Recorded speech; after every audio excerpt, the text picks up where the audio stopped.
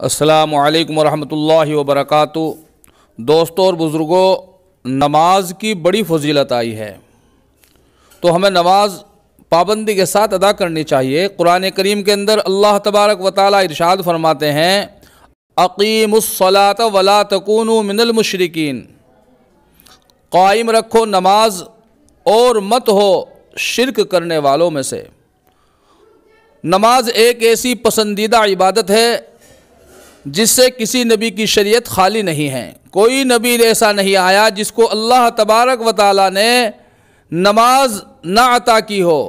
हज़रत आदम अला नबीना अलैहिस्सलातु वस्सलाम से उस वक्त तक तमाम रसूलों की उम्मत पर नमाज फ़र्ज थी।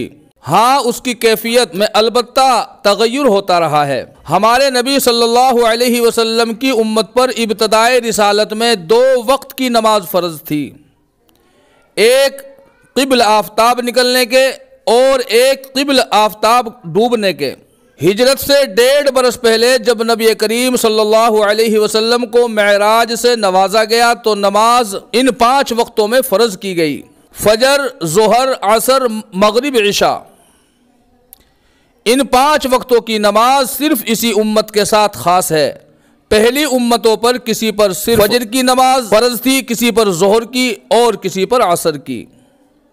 तो मेरे दोस्तों, अजीज़ बुज़ुर्गों, नमाज जो है बड़ी फजीलत वाली है।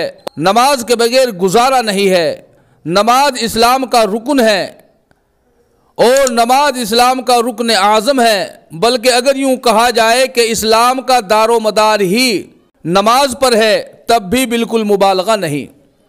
हर मुसलमान आकिल बालिग पर हर रोज़ 5 वक्त नमाज फ़र्ज़ ऐन है।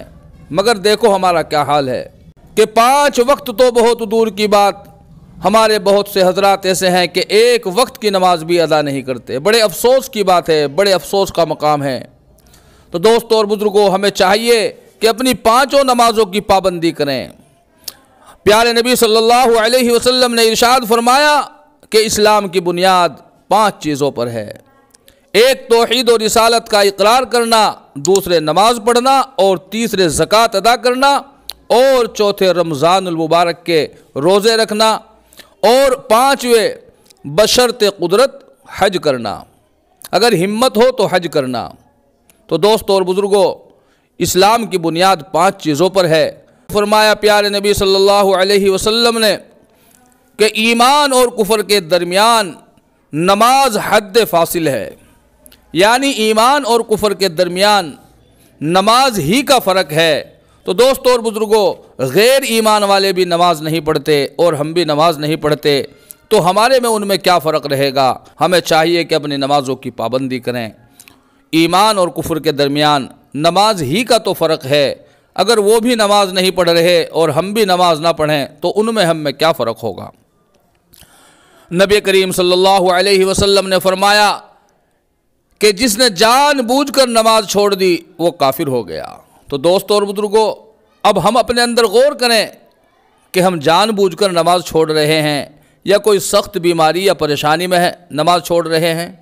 कितने हजरात ऐसे हैं जो सड़कों पर बैठे रहते हैं, इधर उधर बकवास करते रहते हैं, दुनिया की बातें करते रहते हैं, जगह जगह खड़े रहते हैं, हत्ता के मस्जिद के सामने, मस्जिद के इर्द गिर्द, मस्जिद के आसपास भी बैठे रहते हैं।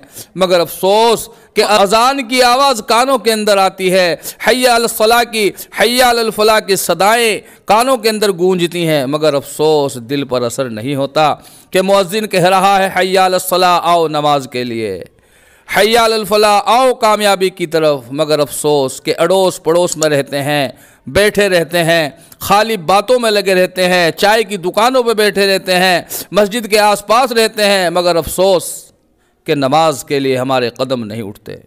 हमारा दिल कैसा हो गया। तो दोस्तों और बुजुर्गों, जब ये नमाज हम नहीं पढ़ेंगे तो सोचने की बात यह है कि मरने के बाद हमारा क्या हाल होगा। अगर नमाजों की इसी तरीके से हम लापरवाही करते रहे तो मरने के बाद कौन सी चीज़ हमारा साथ देगी, वो कौन सा अमल होगा जो हमारा साथ देगा। तो इसलिए हमें चाहिए कि अपनी नमाजों की पाबंदी करें। बहरहाल नमाज की बड़ी फजीलत है दोस्तों और बुजुर्गों, अपनी नमाजों की पाबंदी करें। हज़रत इब्ने मसऊद रज़ी अल्लाहु अन्हु फरमाते हैं कि मैंने एक मरतबा आकाए मदनी सरकार दो आलम सल्लल्लाहु अलैहि वसल्लम से पूछा, मालूम किया, दरियाफ्त किया कि अल्लाह तबारक व तआला को तमाम इबादतों में कौन सी इबादत ज़्यादा पसंद है।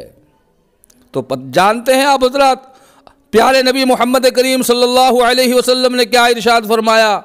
आकाए मदनी सरकार दो आलम सल्लल्लाहु अलैहि वसल्लम ने इरशाद फरमाया कि अल्लाह तबारक व तआला को तमाम इबादतों में सबसे ज़्यादा पसंद नमाज है। तो दोस्तों और बुज़ुर्गों, आज हमने अल्लाह का पसंदीदा अमल तर्क कर दिया, छोड़ दिया और गाफिल हो गए। बड़े अफसोस का मकाम है। तो इसलिए इसको संभालें और अपनी नमाज़ों की पाबंदी करें और अपने अहल व अयाल का भी फ़िक्र करें, उनको भी नमाज की तरफ जो है तवज्जो दिलाएं।